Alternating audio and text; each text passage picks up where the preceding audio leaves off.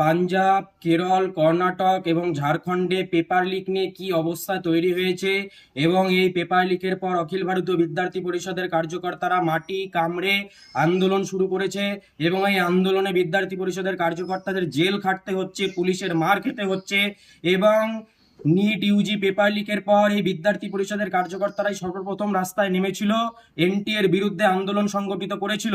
কিন্তু এই তথাকথিত যন্তর মন্তরীরা, এই তথাকথিত মুক্তচিন্তক, বুদ্ধিজীবী, কলাকার, নাটক গায়ক, এরা কোথায়? এদেরকে এখন কেন খুঁজে পাওয়া যাচ্ছে না? এটি আমাদের বক্তব্য। আপনাদের আওয়াজ দিল্লিতে যেরকম জোরালো ছিল, আপনাদের আওয়াজ পাঞ্জাব, কর্ণাটক এবং কেরলে এবং ঝাড়খণ্ডে কেন শোনা যাচ্ছে না? এই প্রশ্নটা আমরা রাখছি।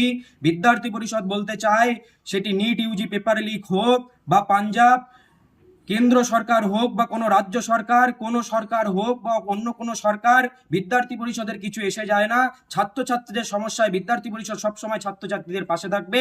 অখিল ভারতীয় বিদ্যার্থী পরিষদের কার্যকর্তারা পুলিশের লাঠি থেকে জেল খাটতেও রাজি।